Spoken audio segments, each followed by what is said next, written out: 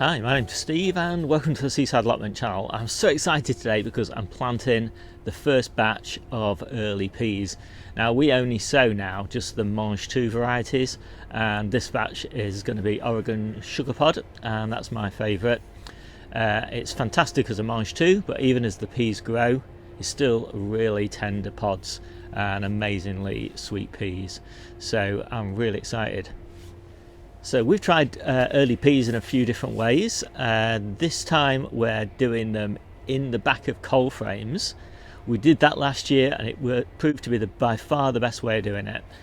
We've also tried them in the polytunnel. It just didn't grow as well. I think it's too warm probably in the polytunnel for them. But also that you're growing them in containers, and so you're kind of taking up container space that could be used for early tomatoes, for example, or something else, cucumbers or whatever. So it's nice to get them out into the coal frame. The nice thing about them being in the coal frame, of course, is they stay in a really lovely protected environment all the way through until maybe early April time. Then the coal frame lid comes off. The peas by then are pretty big, they're this sort of size, and they romp away. Obviously they've got really good roots down. There's no disruption to them at all because they've been in there for months. So we normally harvest our first early peas around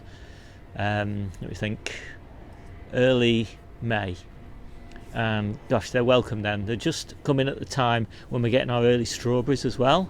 And so I love it. That's my breakfast then at that time of year, is a lovely handful of baby carrots, early strawberries and mulched peas. So let's get on. I'll show you what I'm up to. So there's the peas themselves, and these are batch 10, and I'll put up on the screen exactly when these were sown and when they germinated and everything. So let's have a look where they're going. This is where the first batch are going, and you can see that they've got quite a reasonable height that they can climb up there before they need the tops coming off.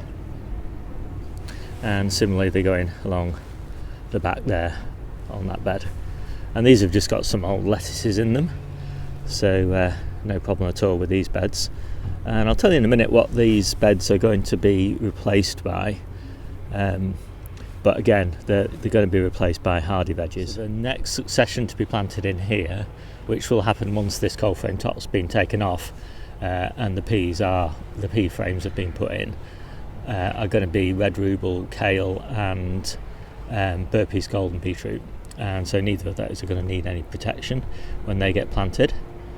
So that's just perfect. So the next succession of peas will go at the back of this coal frame, and this will be protected by fleece. I'll show you the fleece that I'm using in a minute, which will be over these cabbage. These are all cabbages in here, spring cabbages. So they'll get planted in about 3 or 4 weeks, something like that.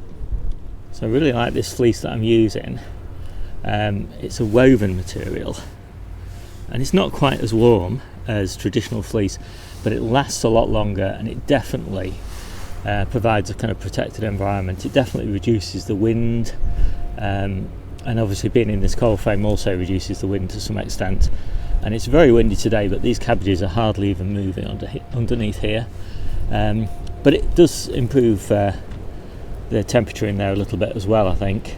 But the light levels are really good, and obviously the rain goes straight through it. So from all sorts of perspectives it's really nice, and it's also really robust by comparison with traditional fleece, which I just wouldn't use in winter. It would just rip. So this is a nice alternative, and yeah, if you're interested, the link's in the description. So while I'm still in the polytunnel, I just popped one of these peas out, and you can see that they're definitely ready to be planted now.